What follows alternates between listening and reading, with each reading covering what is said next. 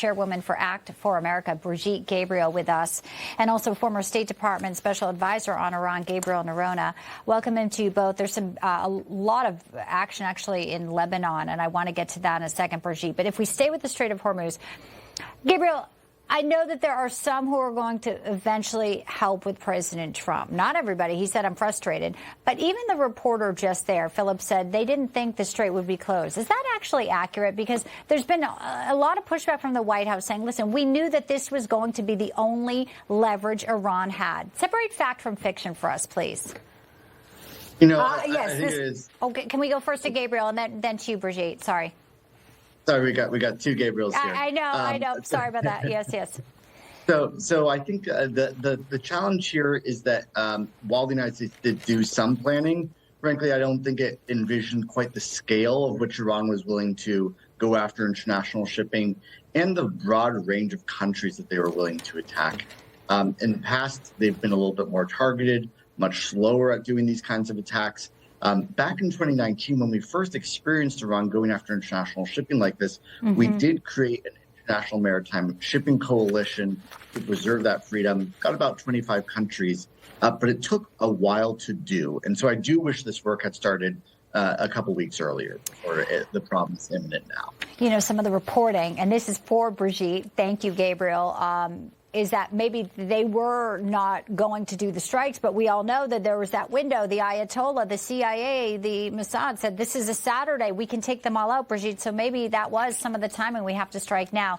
I'll let you pick up on the Strait of Hormuz, but also now it looks like Israel is approving battle plans for a ground operation in Lebanon. Of course, Hezbollah, the proxy there, continuing on despite all of this instability, vacuum of power. I'll let you pick up on both of those big developments. Brigitte. Yes, Israel is going into South Lebanon, and actually they're going into what used to be the security zone. Remember, in the 80s, Israel established a security zone, the buffer zone, specifically to keep these radicals away from its border. I actually was raised in that security zone. That's where I come from. So they are now encroaching or entering the same area I grew up in. And because Hezbollah has dominated the south, and this is where they were hiding all their ammunition, all their missiles, the Lebanese government was not able to disarm them. Israel gave the Lebanese government a chance, and the Lebanese government failed. So Israel is going in. And this is telling Hezbollah that Israel is determined to crush them. This is not a matter of we're going to, maintain peace right now. This is we're going to crush you, and we're going to go all the way to the end. I think right now, America and Israel, whether they're fighting in Iran, whether they're fighting with what's happening in the country itself, or protecting the Straits of Hormuz, or fighting in South Lebanon, Israel and America going into a massive operation to once and for all completely kill and crush Iran and its operatives. Well, and also we know that in the Gulf, you have reports coming out, for example, MBS in Saudi Arabia saying finish the mission. And this is as, neighboring there, Dubai, UAE, Dubai airport is shut down.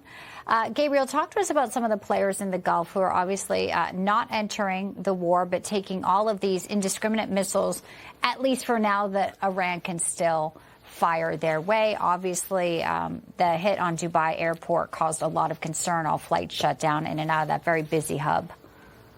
It was Mohammed bin Salman's father who once said that Iran was the head of the snake when it came to the entire constellation of terror groups throughout the region. And so the Saudis are very dedicated at really for once and for all sort of getting rid of their chief rival. But the countries which are right across the water from Iran, specifically UAE and Qatar, are much more reticent. They've had long, deeper trade relations. They want stability. They don't necessarily want the war to continue on at all. And so we're seeing this split where certain countries, certainly Saudi Arabia, are split from other Gulf countries here. And so that is muddying the waters a little bit. They also all have Right. divergent energy and financial interests at play. They do. It's complicated, but the end goal, reshaping the Middle East, which I guess is hopefully where we all end up on the other side. That's in the meantime, Brigitte, President Trump trying to, quell disinformation, calm fears about oil, gas prices, inflation.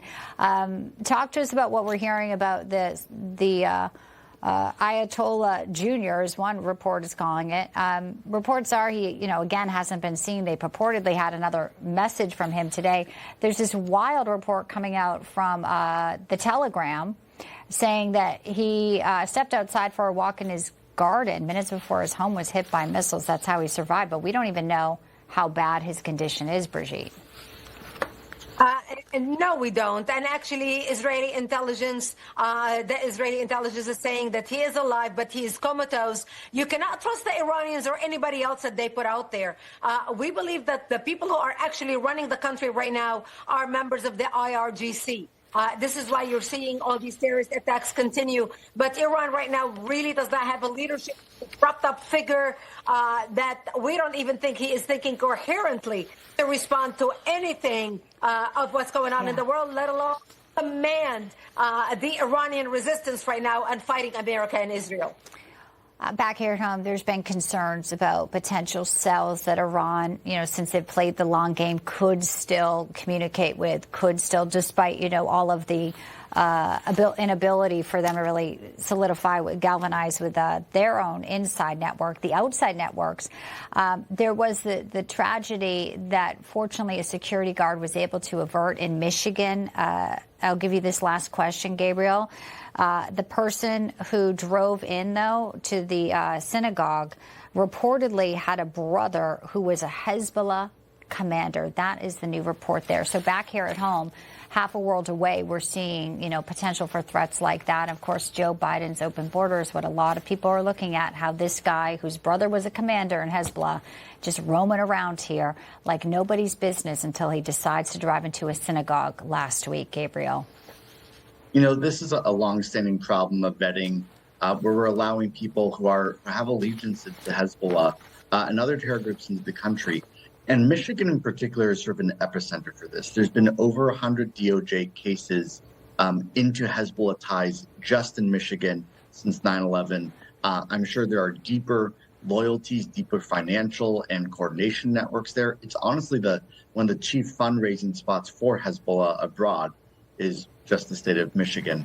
And so we need to be going much deeper into these networks to dismantle and identify potential next terror targets. We're not out of the war, obviously, Brigitte, and now people at home just want to make sure that they're attentive and looking around because there is a major concern. Lone wolf attacks. Final thoughts.